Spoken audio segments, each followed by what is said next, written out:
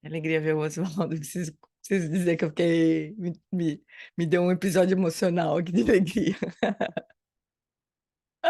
O pai do meu mais novo amor, o Martim. Então vamos lá, amores.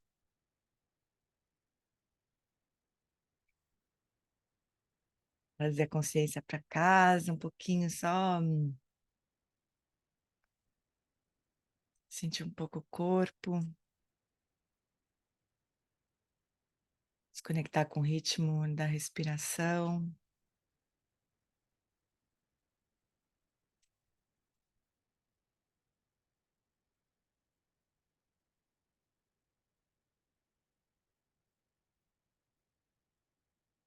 Solta todo o esforço por trás das tensões do corpo, por trás de qualquer urgência.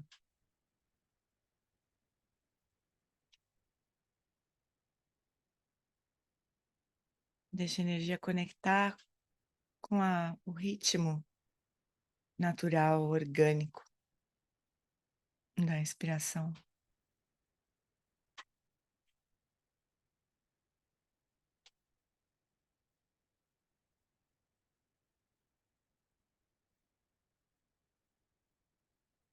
Você possa fazer algumas respirações mais profundas, ganhando mais espaço para respirar.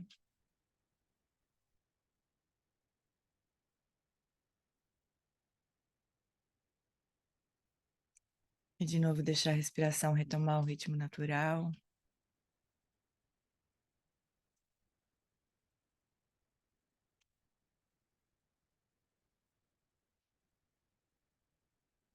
E deixando o coração se abrir mais e mais, preparando para esse nosso encontro.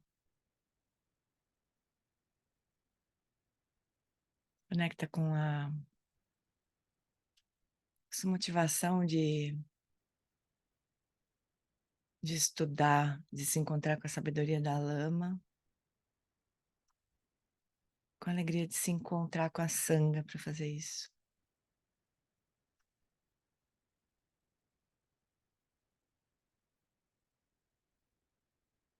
E aí vai abrindo os olhinhos, olhando para as caras lindas aqui na nossa telinha.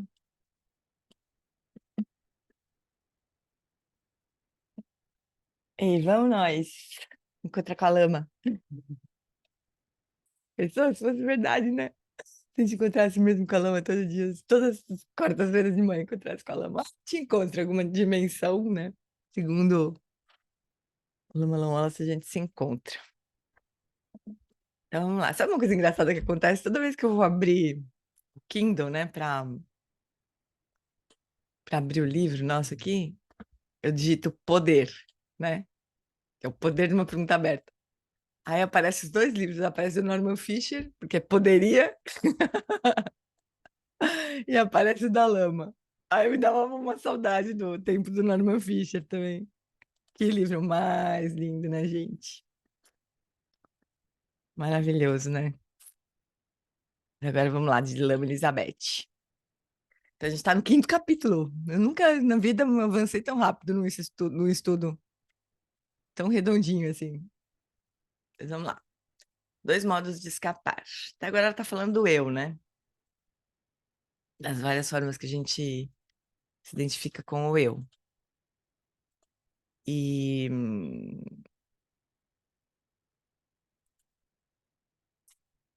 só um minutinho, só deixa eu dar uma.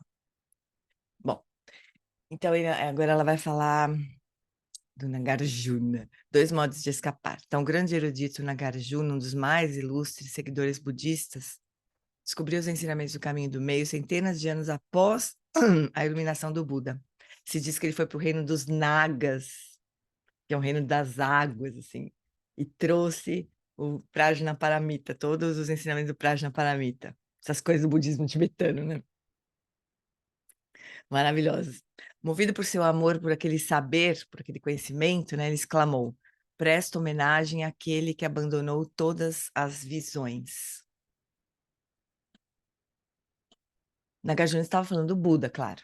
E as visões a que ele se referiu são muito mais cortantes e profundas do que filosofia, né? São os pressupostos e crenças sutis que nós temos sobre o mundo. Especificamente que a felicidade pode ser encontrada no mundo das coisas, ou inversamente, que devemos rejeitar o mundo para encontrar felicidade. Esses pressupostos afetam o próprio modo como reagimos à vida, visceral, energética, emocional e conceitualmente. Então, olha lá. Primeiro, os pressupostos e crenças sutis que temos sobre o mundo, especificamente a fonte de felicidade. Qual é? E de sofrimento, né? Será que se a gente consertar todo o mundo externo, né? Ou se livrar de toda, todo o desconforto que as coisas podem trazer para nós, será que isso aí é felicidade? Então, o Buda não questionou esses pressupostos apenas intelectualmente. Ele os experimentou como se fossem roupas para checar se serviriam. E quando percebeu que só levariam a apego e rejeição, excitação e ansiedade, desistiu deles e sentou-se em meditação sob a árvore bode. Isto é exatamente o que temos de fazer. A prática de meditação fornece um contexto perfeito para a observação das nossas crenças e o reconhecimento do cabo de guerra que estabelecemos com a nossa própria experiência. Apenas sente em silêncio por 5 minutos e observe o que acontece. A menos que tenhamos alguma realização em meditação, nós não saberemos o que fazer com toda a atividade. Nós nos sentimos desgastados pelo energético jogo da mente, espancados por nossos próprios pensamentos e emoções, desconcertados com a nossa inabilidade de sentar em paz. Nós vamos querer fazer alguma coisa. A gente nem precisa testar agora, né? Pensei, vamos parar 5 minutos, mas todo mundo sabe, né, o que que é, o que são pelo menos os 5 primeiros minutos da prática, né? Mas se vocês quiserem experimentar, vamos experimentar, vai. Vamos lá. Vamos seguir a lama direito, vai. Então, são 9h09, quando for 9h14, eu vou tocar o. Vou falar. Não vou tocar nada, porque não tem nada para tocar mais aqui. Eu vou falar, tá? Então, só ajeita o corpo e solte todas as atividades do corpo, da fala e da mente por 5 minutos.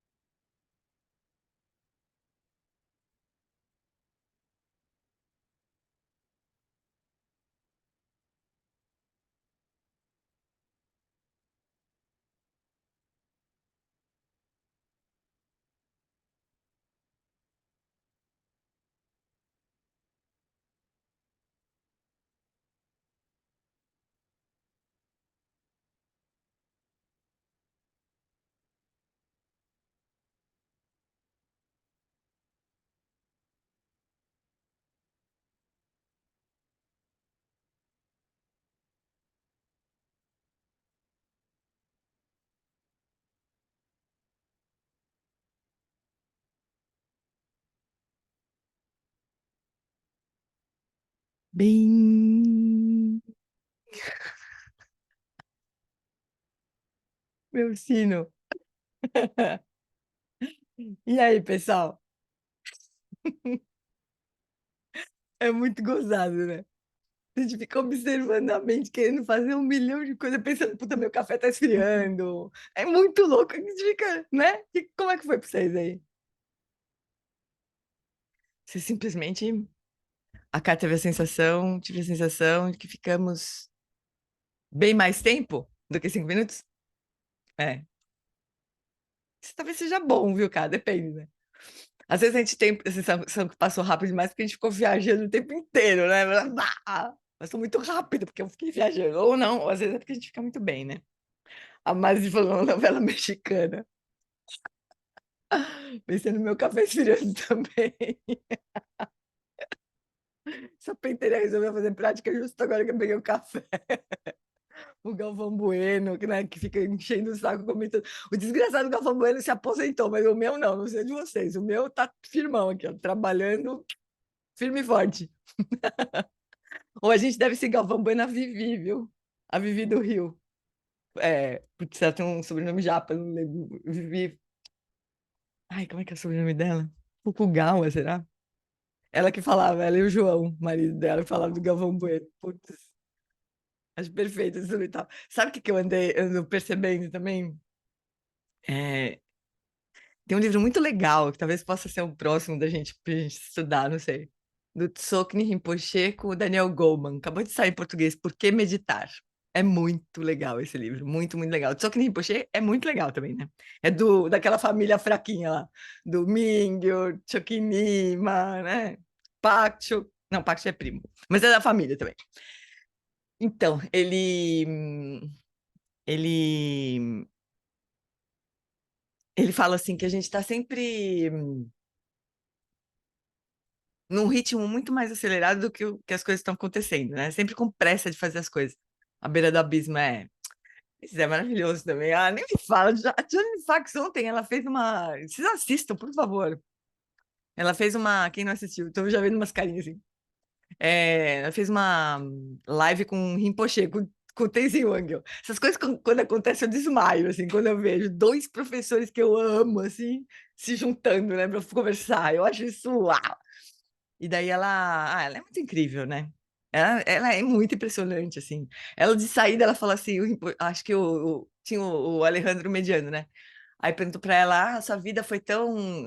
A Johnny Fox, quando eu vejo a biografia dela, tem a impressão que foram umas 5 vidas ali, pelo menos, que ela teve, porque é muita coisa, né, que ela faz, assim, diferentes e daí ele perguntou como é que foi, né? Sei lá, ela tava fazendo alguma coisa sobre planejamento, sei lá eu. Aí ela falou que ela não planejou nada, que ela simplesmente ela ia respondendo as coisas que iam surgindo para ela, assim, né?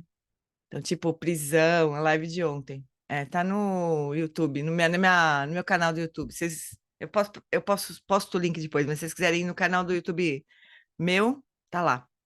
Que eu fiz transmissão ali. É muito incrível ela, né? Mas enfim, voltando aqui. Por que que a gente falou? Ah, a Ana falou da beira do abismo. Então, mas eu tava falando do livro do Tsoki, do Choki Rinpoche, né? Chokinima. Não, do Tsoknyi Rinpoche. Então ele fala isso, né? Que a gente tá sempre meio correndo. Aí diz que ele se pegou assim, imagina.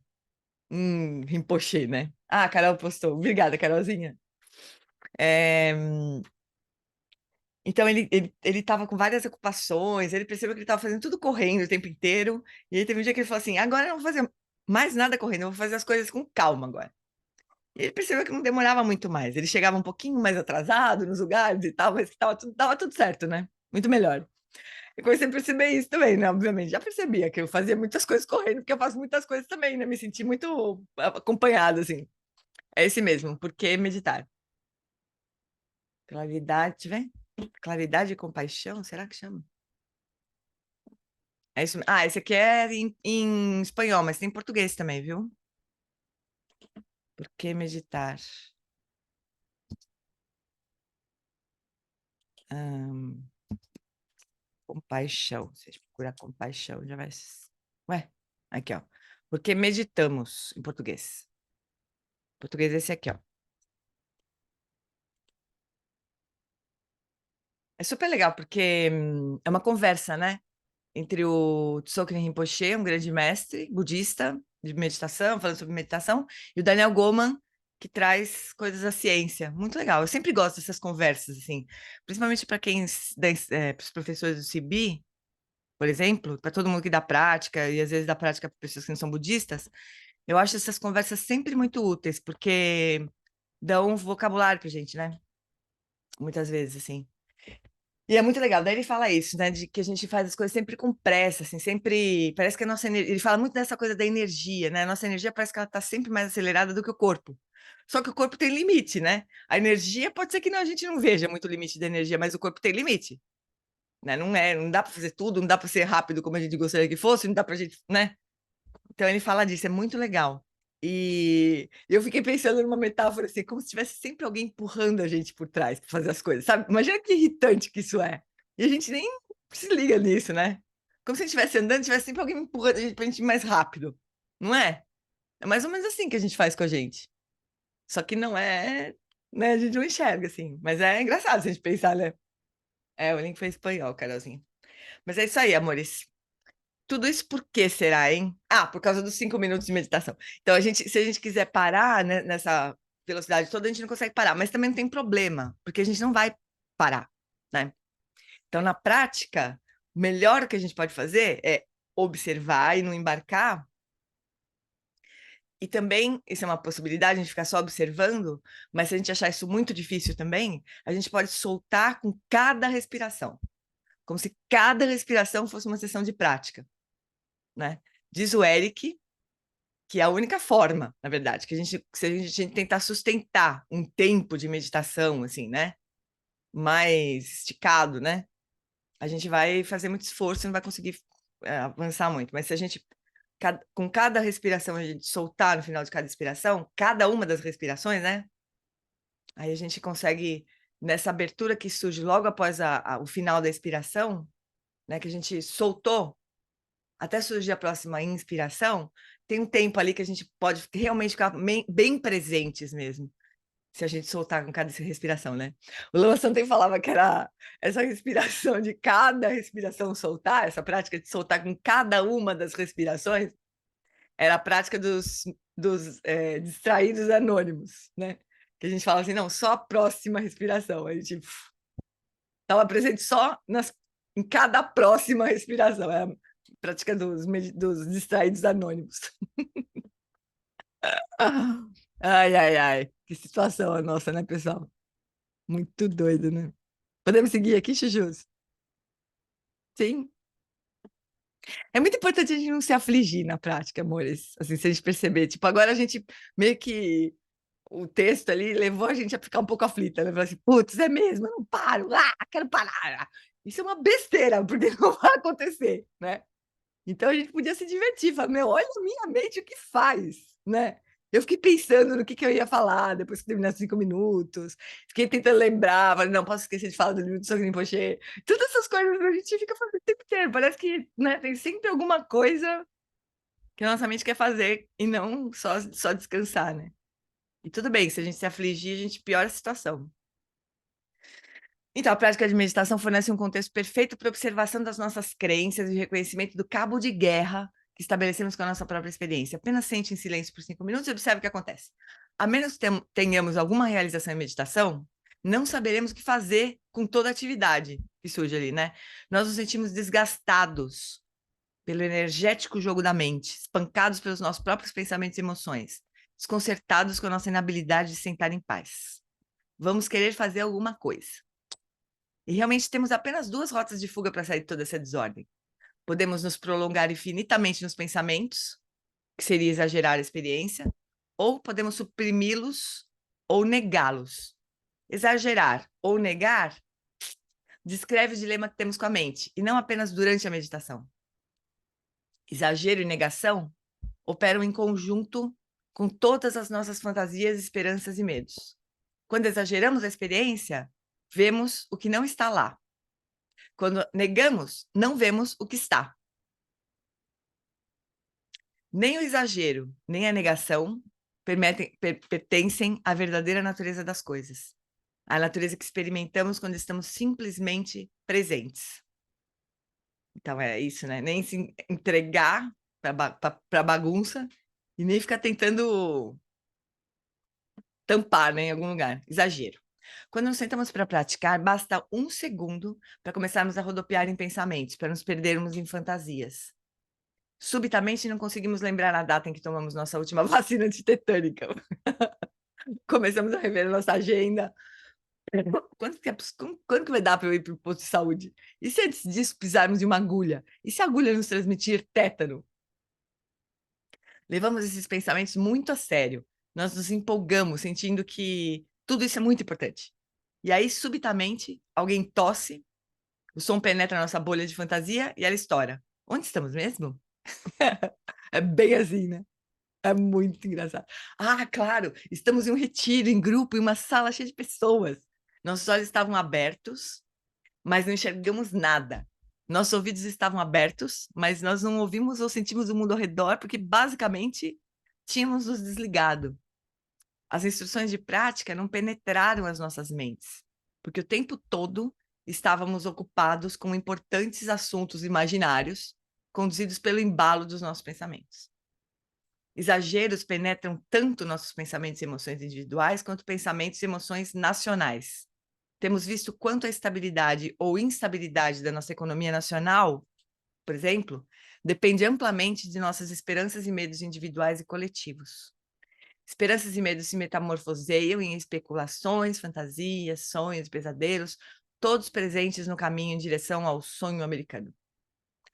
Apesar de possivelmente darem forma à nossa economia, essas esperanças e medos certamente não facilitam a nossa relação direta com a realidade. Elas vão se projetando nas coisas, assim, né? Como se surge desse nosso mundo interno, né? Mas aí parece que ela toma forma externamente, de algum jeito. E aí isso parece que sustenta, como se a gente falasse, tá vendo? É claro que eu tô preocupada, porque olha só como tá o dólar, sei lá, como é que tá a taxa de emprego, de desemprego. Parece que a gente começa a se convencer de que a gente tá mesmo certo de ficar se preocupando com tudo, né? Isso com tudo, não só a economia, mas todas as coisas, né? A gente fala, lógico que eu tenho que ficar preocupada. Mas aí, gente, eu vou comentar com vocês uma coisa super interessante que também eu vi esses dias. A Tara Brach, que é uma professora que eu gosto muito, que aliás ela vai também fazer uma conversa com o Frank Ostazeski no sábado, no domingo, dia 25. Eu posto. Bom, se vocês seguirem o meu Instagram, não preciso nem me preocupar de passar link nem nada, porque fica tudo lá. Mas a Tara Brach é uma professora maravilhosa também, né? E ela fez uma conversa com um cara, que eu esqueci o nome, claro, é Jude, não sei o que, alguma coisa, e sobre ansiedade, né? E daí esse cara é um pesquisador que é um psiquiatra mesmo, clínico, né, psiquiatra, e trabalha com vícios, com adição. E daí ele estava explicando que a ansiedade e a preocupação são vícios. A gente assim, é hábito. Então não vai adiantar, ai, Luna, não vai adiantar a gente resolver as coisas externamente, porque sempre vai ter uma preocupação, uma próxima preocupação, porque é um hábito. Muitas vezes, reparem assim, ó, a gente tá super preocupado com alguma coisa, né? Sei lá o quê. Aí, essa coisa não se resolve, né? E a gente já tá preocupado com outra coisa.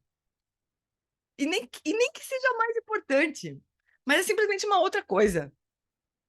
Então, o Rinpoche falava isso há muito tempo, o Tenzin Wangyal falou muito tempo isso. Ele falava: preocupação é um hábito, você nunca vai.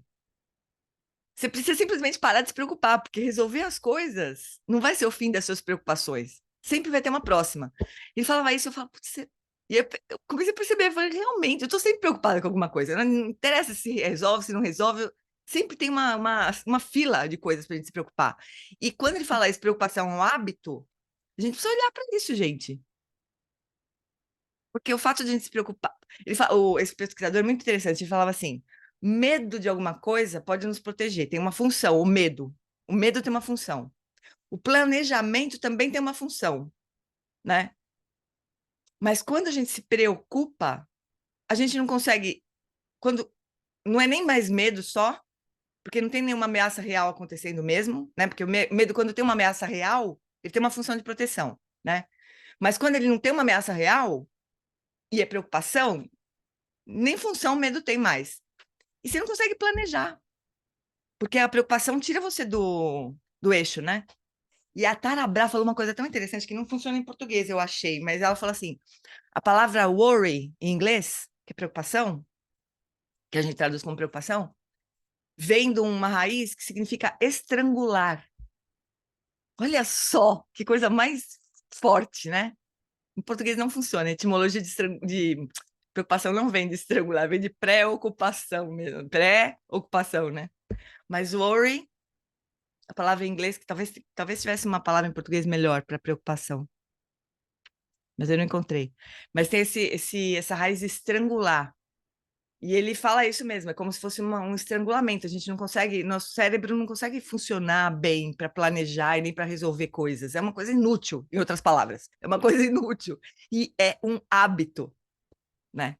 Então, sendo um hábito, a gente pode simplesmente tratar como hábito e agir de outro jeito, né?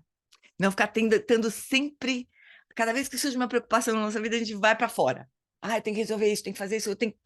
Só que, para começar, a gente não consegue, porque a gente simplesmente está num estado emocional meio que atrapalha o planejamento e a resolução, né? Ah, eu achei tão interessante, pessoal. Posso passar os links também, tá tudo em inglês, mas tem aquele tradutor automático, assim, que tá ficando cada vez melhor, né? Daqui a pouco não vai mais precisar de tradutor. Já falei isso, vocês já falaram que não, mas sempre precisar, né? Mas o fato é que eu acho que um dia não vai precisar mais mesmo. Eu acho maravilhoso isso. São dois vídeos da Tara Brach. Posso compartilhar uma coisa que eu achei interessante, Claro, Jean? João. É, tem um tipo de enxaqueca, assim, de dor de cabeça, que se chama enxaqueca com aura. É, sei Que bem do que você está falando. Eu tinha. é, Tinha, e agora eu não aí, tenho mais, felizmente. nossa, então passa aí Ah, o segredo é a menopausa, Joana. Lamento te dizer, não sei quantos anos vai faltar para você chegar nisso, mas para mim foi assim. Só passou quando eu entrei na menopausa, infelizmente. Tá. Então, na verdade, aí eu comecei a pesquisar e ver o que que é.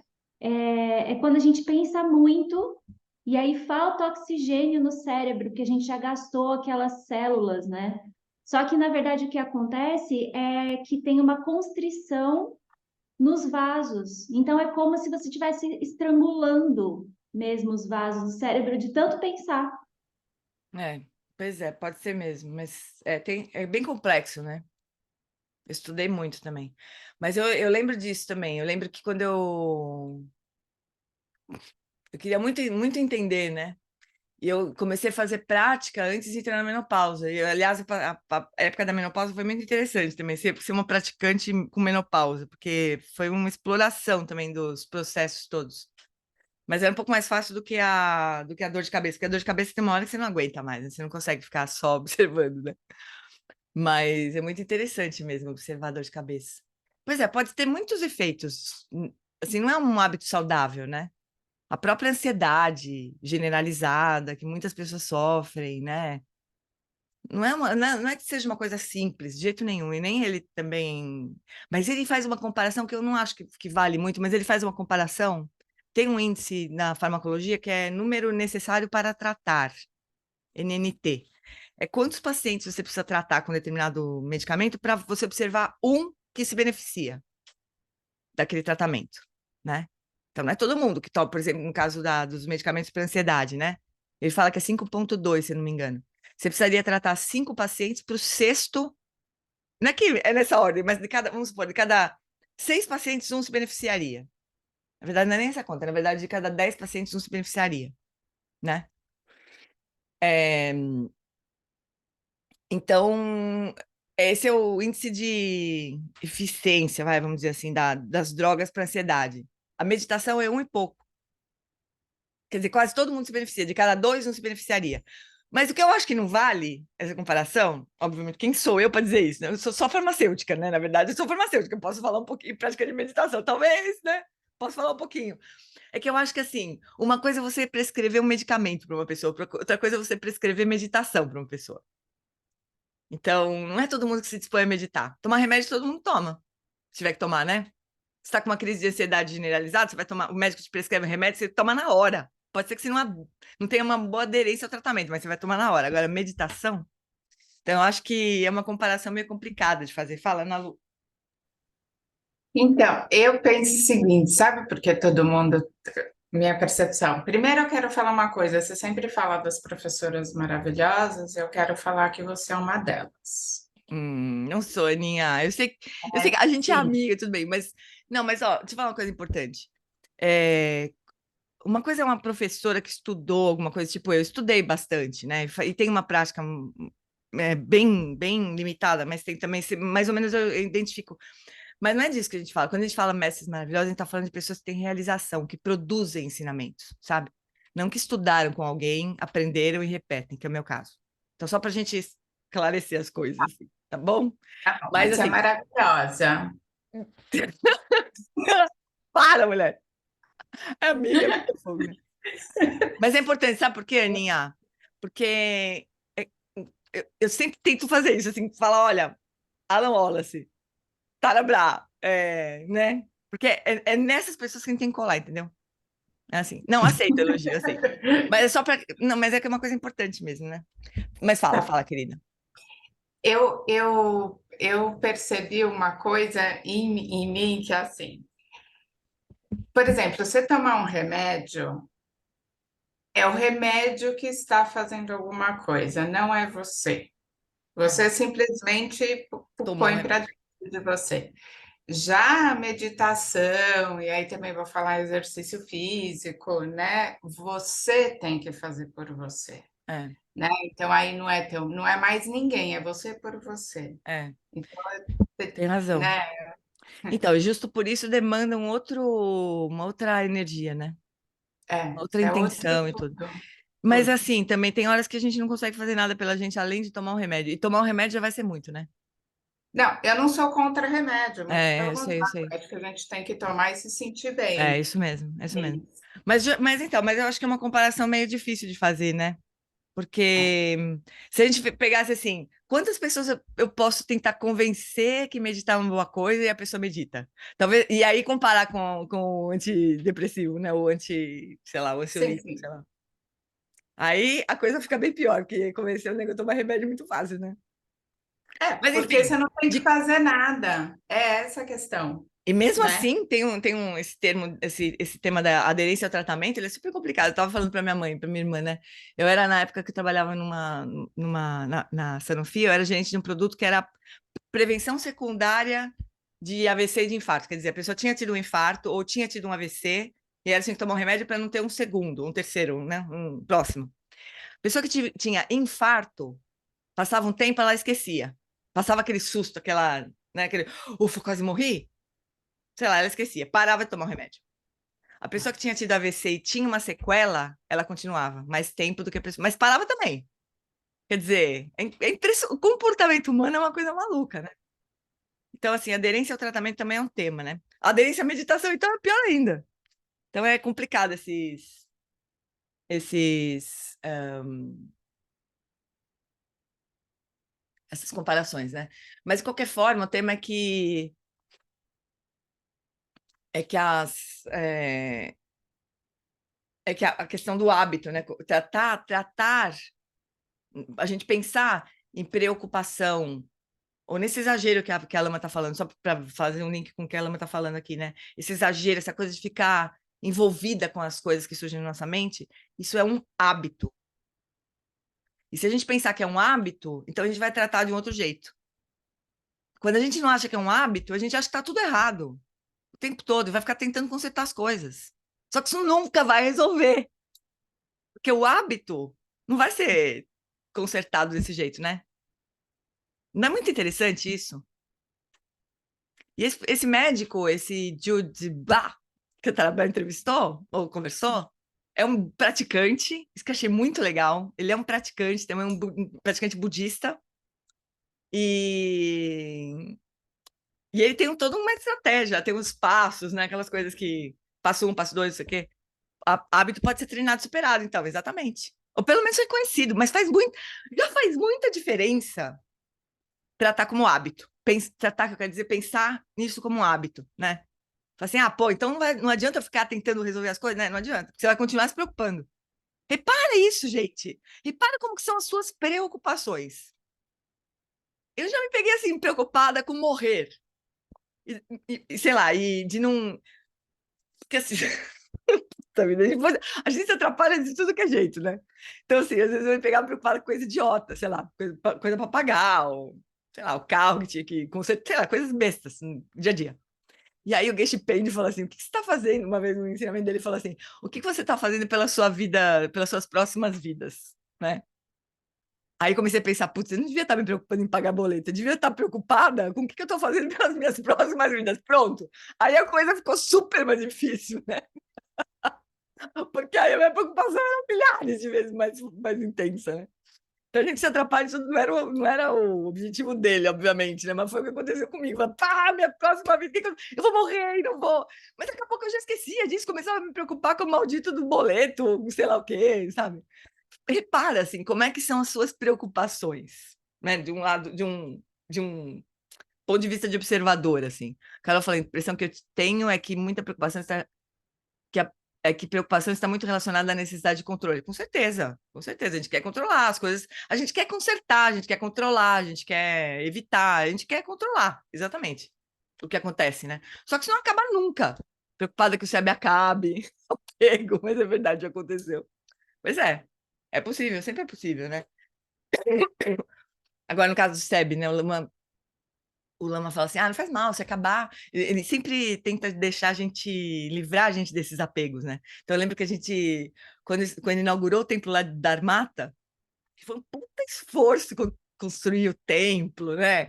Imagina, no interior de Pernambuco, não é um lugar aqui em São Paulo, assim, que você tem material de construção fácil e tudo. Mas no dia da inauguração do templo, assim, o Lama fala assim, olha, esse templo ficou maravilhoso, nós estamos aqui super felizes e tudo mais, mas isso aqui vai virar refeitório um dia, viu, pessoal?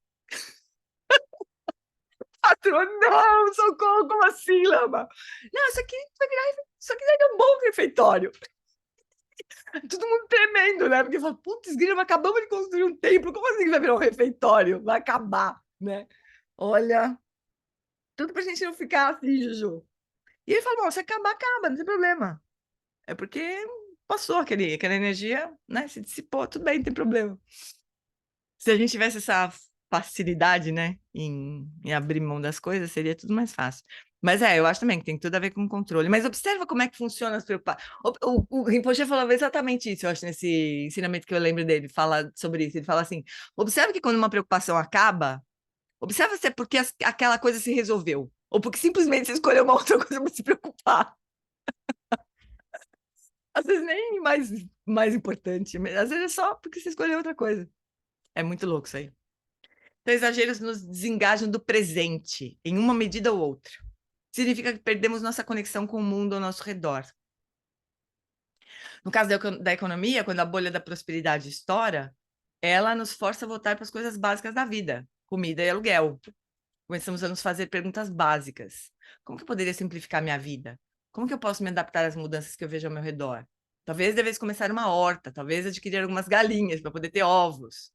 Mas isso pode ser um nível de planejamento também, que está tudo bem. Planejar é tudo certo, né? Porque a gente está usando a nossa cognição, mas preocupação não é exatamente planejamento, né? É uma coisa meio burra, assim, não tem a visão, né, a inteligência de um planejamento propriamente, né? No caso da prática de meditação, quando a nossa bolha de fantasia estoura, retornamos ao básico da nossa respiração, nosso corpo, nossa conexão com outros seres, o mundo ao redor, a sabedoria da nossa tradição. Todas essas coisas nos trazem de volta ao momento presente. Quando começamos a praticar a meditação, talvez fiquemos espantados com quão frequentemente a nossa mente fica vagueando e quão raramente estamos acordados para as realidades básicas da vida. A gente nem lembra que tem corpo, né, que está respirando, está sentado em algum lugar, né? Mas logo a prática quieta nossa mente e começamos a entender a diferença entre estar presente e se deixar levar pela fantasia. Isso já é muito maravilhoso. Pessoal, tem gente que passa a vida e nunca se faz essa pergunta, ou não tem a sorte de encontrar alguém que faça essa pergunta para ela, né? A pessoa passou a vida inteira viajando nas preocupações, nas ideias, nas fantasias, na depressão, nas emoções todas e tudo, e nunca ninguém fez essa pergunta para ela, que fosse forte o suficiente para ela parar e pensar, putz, será que tem um outro jeito de viver? Será que o que é estar presente? Tem gente que não tem essa sorte, amores. Então a gente devia se alegrar com isso, sabe? De perceber que a gente sabe o que é estar presente, por mais breve que seja esse tempo, e estar completamente distraído. Na prática da meditação, nos oferece um contexto para nos questionarmos se sequer temos escolha entre relaxar com a farta energia da nossa experiência ou nos distrairmos em ocupações.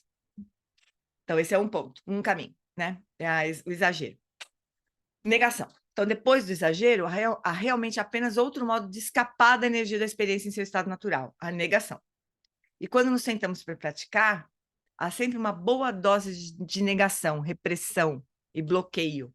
Pensamentos surgem com energia, sensação e emoção, e não há problema nisso. Mas o que fazemos quando a energia, as sensações, os pensamentos e emoções se tornam desconfortáveis? O que nós fazemos com todas as experiências indesejáveis que temos durante a meditação? A tensão no pescoço, o que fazemos com ela? O que nós fazemos com todos aqueles pensamentos incontroláveis? O que fazemos com o embotamento, né, a sonolência, as emoções negativas, a fadiga, a excitação, a loucura, o tédio? Em suma, o que fazemos com as experiências desagradáveis? Indesejáveis refere-se às frustrações que experienciamos quando as nossas esperanças e expectativas sobre como queremos que as coisas sejam não são atendidas. Nós temos preferências em relação a como gostaríamos que a nossa experiência fosse. Um descanso da vida comum, algum tempo livre para ser espiritual, um estado de mente prazeroso, né? Quando a gente vai fazer um retiro, especialmente, isso já vi acontecer muitas vezes, já aconteceu comigo, as pessoas às vezes fazem um puta de um esforço para ter 2 dias para fazer um retiro. Aí elas acham que aqueles 2 dias vão ser maravilhosos.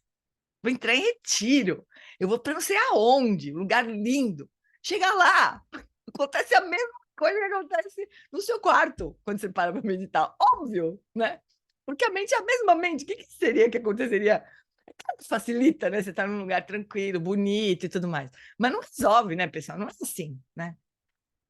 A gente tem expectativas, aí quando essas expectativas não rolam, a gente fica desnorteado, né?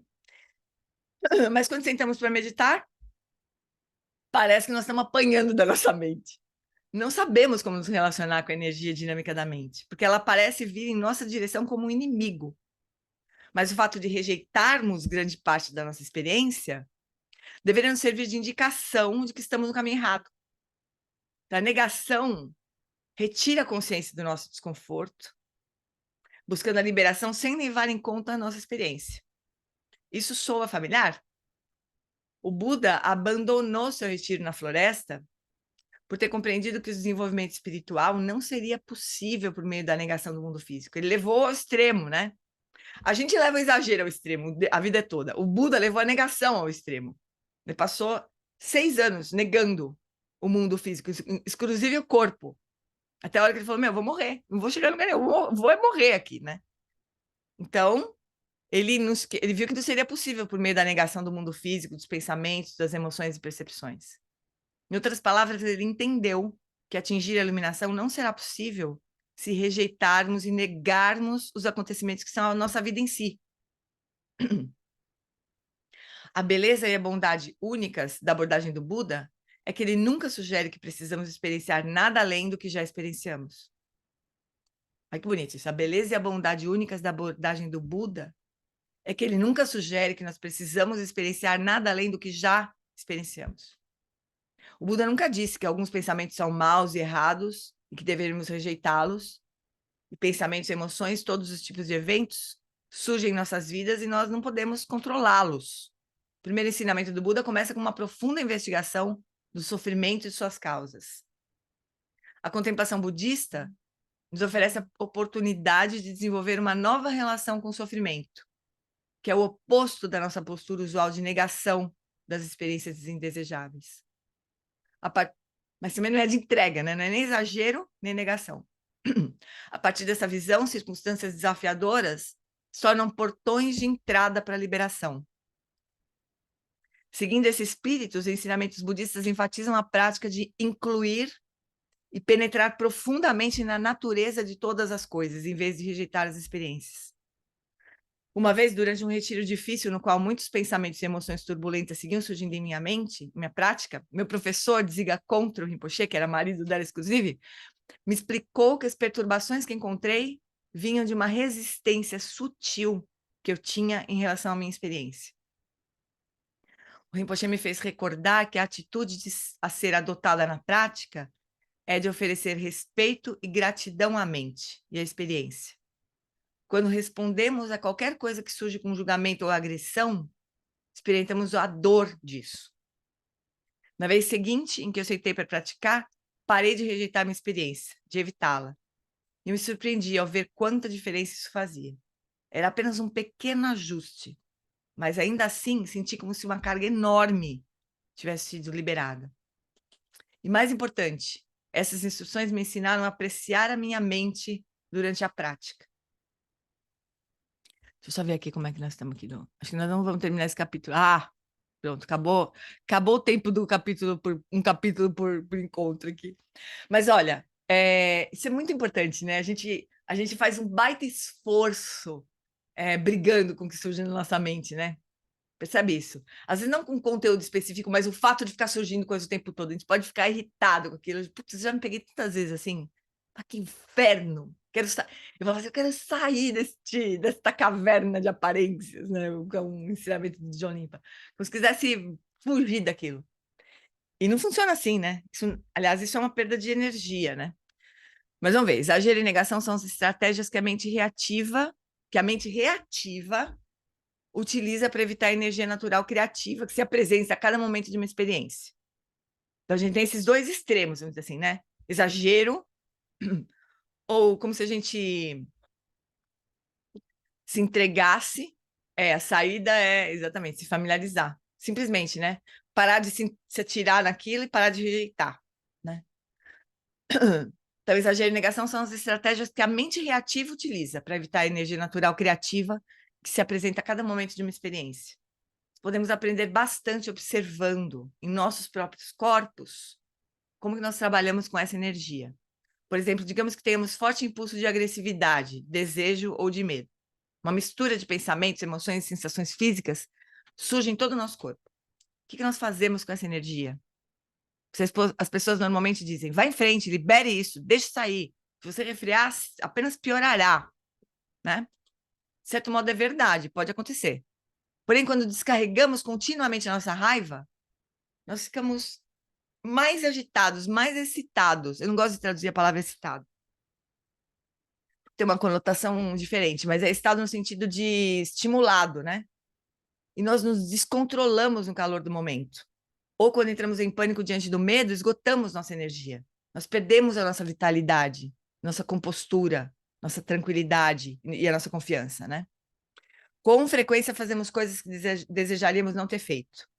Suspeitamos que talvez pudéssemos ter feito as coisas de forma diferente, ter redirecionado a nossa energia numa direção mais positiva, embora não tenhamos certeza sobre como fazer isso, né? Então, isso uma forma, né? A gente ceder aos impulsos. Então, eu lembro, durante um tempo, eu fiz uma terapia de bioenergética. Talvez vocês já tenham passeado por esses cantos aí, de socar a almofada, raquetar a almofada. Mas eu já quebrei raquete socando a almofada. Hoje eu olho para trás, eu penso assim, putz, eu era fazendo uma academia do meu músculo da raiva, né? Porque era só o que acontecia, parecia que aquilo não se esgotava. É como se a gente estivesse treinando para... Eu ficava pior, assim, quando eu fazia isso. Para mim não funcionava. E aí, quando eu olho para trás, ou às vezes o máximo que acontecia é que ele me esgotava mesmo fisicamente. Falava, tô muito cansada. Eu ficava super cansada, né? Claro, você fica fazendo meia hora socando a almofada. Estimular o corpo a tremer para liberar o estresse. Pode ser. Porque aí não é exatamente um estado emocional que você está, né? Você está mexendo o corpo, isso é diferente, realmente. Mas socar a almofada nunca me ajudou. E aí, olhando para trás, eu acho que era meio que, sabe? Era meio que uma musculação de raiva mesmo. Você ficava com raiva, mata, mata, mata a almofada, quebra a cara da almofada, isso aqui. Para mim não funcionava. Então, não é esse o caminho, né? Também. Assim, a gente responder do jeito que vier. Isso a gente já faz, né, pessoal? Vamos combinar. A gente já fez muitas vezes, né? E a gente percebe que é muito fácil a gente perder o limite das coisas, né? Quando a gente está com medo, que não é nem. Talvez a raiva ela seja mais. Às vezes a gente acha que quer mesmo, né? Reagir com raiva. Mas o medo, ele é terrível também, né? Porque a gente pode entrar num estado de pânico que é muito difícil também de sair daquilo depois, né? Então o caminho não é esse, não é? O caminho não é, bom, vamos aí, vamos dar porrada e resolver, né? Às vezes não funciona do jeito que a gente gostaria. Por outro lado, se nós reprimimos essa energia, ela se torna bloqueada e ficamos com o pescoço enrijecido, a mandíbula trincada, as costas rígidas, dói aqui, dói ali, a respiração fica curta. E nós podemos perceber os nossos corpos enrijecendo e se curvando com a idade.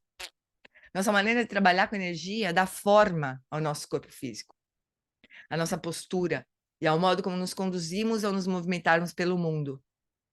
Tudo isso tem a ver com o modo como respondemos a esse incrível manancial de energia que pode potencialmente fluir através de nós de modo natural e comum. Eu lembro que era um método que eu estudei durante 4 anos, chama Core Energetics, era bioenergética pura, assim, era um aluno do Reich, inclusive, o John Pirracos. E tinha uma descrição mesmo de tipos físicos, né? De acordo com um hábito mais comum. Então, tinha os coléricos, né? Os flemáticos, tem que ter toda uma constituição física que vai se moldando realmente, né? Com o tipo de forma como a gente lida com a energia. É muito interessante isso. O renomado mestre de meditação do século XX, Dilgo Khyentse Rinpoche, tinha mais em comum presença física que já pude testemunhar. Seu corpo era enorme e estável como uma montanha, mas também uma energia suave, dócil e vibrante parecia fluir através dele como um rio, sem obstrução alguma. Eu me lembro de ter ficado espantada ao perceber que o seu ensinamento era incessante. Não havia intervalos em sua fala. Ele ensinava enquanto inalava e ensinava enquanto exalava. Uma fila sem fim de pessoas vinha vê-lo todos os dias e, mesmo assim, sua energia compassiva e seu desejo de servir os outros nunca diminuía. Como que alguém com tantas pessoas sob seu cuidado gera reservas de energia tão profundas? A única explicação é que o resultado da realização de sua... desculpa. A única explicação é que é resultado da realização de sua prática. Sua habilidade em estar presente e ativo, sem ser arrastado por excitação ou ansiedade, ou reduzir a energia criativa que fluía através dele. As qualidades que eu percebi em Dilgo Khyentse Rinpoche eram algo que pessoas comuns como eu mesma podiam ver. Até, né, até mesmo pessoas comuns como ela conseguia ver, né? Era uma qualidade que todo mundo conseguia ver. Você pode perguntar a qualquer um que já tenha encontrado com ele e tenho certeza que eles dirão a mesma coisa. Eu sempre penso assim, eu queria tanto ter tido o mérito de encontrar o Dilgo Khyentse Rinpoche, mas não foi nessa vida, né? Acredito que o Buda tinha uma presença física semelhante a essa, quando descansava sua mente na sabedoria do caminho do meio, além de exagero e negação, sob a árvore Bodhi. A gente vai parar aqui, chuchus. A gente pode pensar assim, putz, mas como é que será que é, né?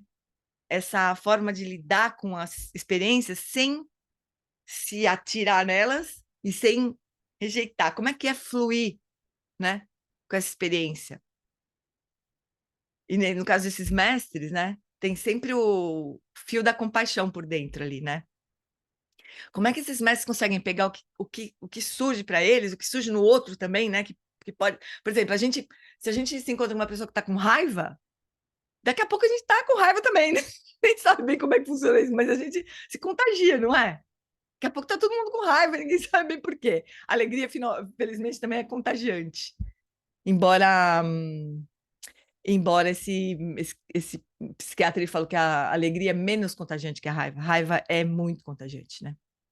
Perguntar a si mesmo por que isso está acontecendo. Ludi, só que assim, a gente não ficar presa, né, na coisa conceitual. Isso aqui é uma coisa mais energética mesmo, né? Como é que eu lido com a energia que está querendo ir para cima do outro, que está querendo sair correndo, que está querendo suprimir, sei lá, como é que eu lido com a energia, né? Entender que é o que a gente está fazendo aqui é muito importante, né? Mas a gente tem que trazer isso para a nossa experiência mesmo, para a nossa experiência de corpo, de energia, né? Ver como é que a gente, que é diferente, né? A gente pode, sim, reprimir as emoções não é uma boa coisa. Tá bom. Só que repressão é ainda mais difícil de sacar, porque você reprime, né? Você não vê. Teria que perceber a repressão, a supressão acontecendo, né? Talvez uma indicação boa seja o esforço, né? Porque de qualquer jeito, suprimir a emoção tem um esforço ali. Se a gente puder perceber o esforço que a gente está fazendo, né? Ou o medo que a gente tem de deixar acontecer, né? As fantasias que a gente tem. Bom, se eu me entregar para a raiva, ou se eu olhar na cara da raiva, eu vou bater em alguém. Eu vou me perder. Ou se eu olhar para a cara do medo, eu vou me afundar. Ou se eu olhar para a cara da tristeza, então eu vou me afundar mesmo, né? A gente tem essas crenças. E daí a gente pode ficar com medo de observar, né? Eu acho que o livro que o pessoal do lugar está lendo também, muita gente assim, aqui eu sei que acompanha, mas o livro da Pema Chodron, que eles estão estudando, tem a ver com isso, né? Com em olhar para o que surge, né, internamente, sem querer sufocar, mas também sem se atirar naquilo, né? É isso, amores. Então, como é que a gente faz isso, né? Esse é o tema. Mas acho que a primeira coisa que a gente pode fazer é perceber, né, o quanto a gente se entrega aos conteúdos da nossa mente, o quanto a gente resiste, né? Mas a gente precisa mesmo experimentar, senão não vira, né? Certo, fofuras? Vamos fazer uma dedicação rapidão?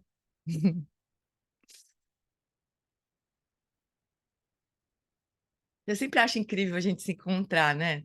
Assim, para estudar isso. Eu acho impressionante, assim, tem 36 pessoas aqui interessadas numa quarta-feira de manhã em estudar a sabedoria da Lama Elizabeth.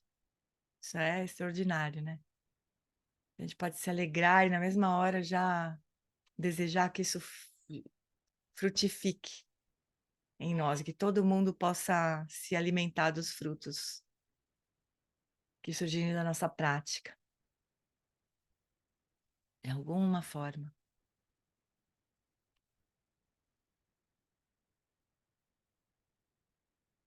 A gente possa aprofundar cada vez mais essa nossa prática.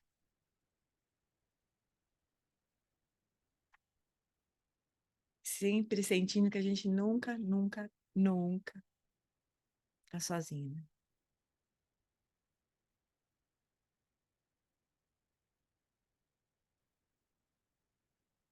Então, boa semana, meus bens. A Carolzinha compartilhou aqui o vídeo de ontem da Joana Halifax com o Tenzin Wangel, e eu vou compartilhar o link da Tara Brach com o Frank. Chama Presentes na Perda. É muito bonito também, porque tem a ver com esse nosso tema, sabe? Como é que a gente fica presente frente à perda, à morte, né? Frente à impermanência da vida. Vocês vão adorar. Quem não conhece vai adorar, com certeza. Beijos, amores. Boa semana para vocês. Tchau, Gê. Obrigada. Até mais. Obrigada, Até a próxima. Obrigada, Obrigada, gente. Obrigada. Obrigada, Gê. Beijo, amor. Obrigada. Bom dia. Obrigada. Muito obrigada. Tchau, tchau. Obrigada.